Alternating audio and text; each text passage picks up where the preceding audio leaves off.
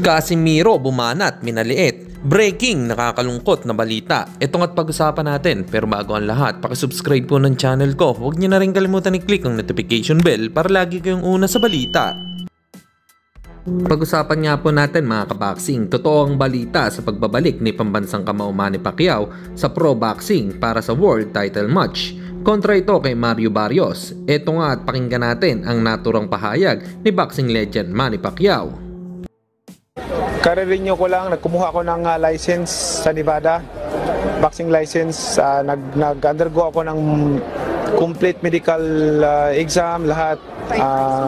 Nag-MRI, CT scan, EKG, lahat ng procedures.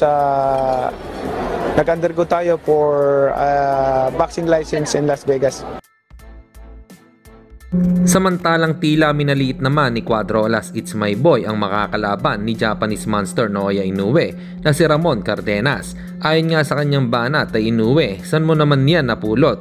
Kalaban mo? Parang nagpa-picture lang yan sa'yo. Mga mahina kayo. Ganyan nga po minaliit ni Cuadro Alas It's My Boy ang Hapon. Para sa inyo mga kaboxing, ano po ang masasabi nyo dito? Comment lang kayo sa ibaba. At sa kabilang balita naman tayo mga kaboxing, nakakalungkot na balita po ito. Part ng Pacquiao team at dating coach din ni Nonito Donaire Jr. at iba pang boksingero na si Jonathan Peñalosa ay pumanaw na po.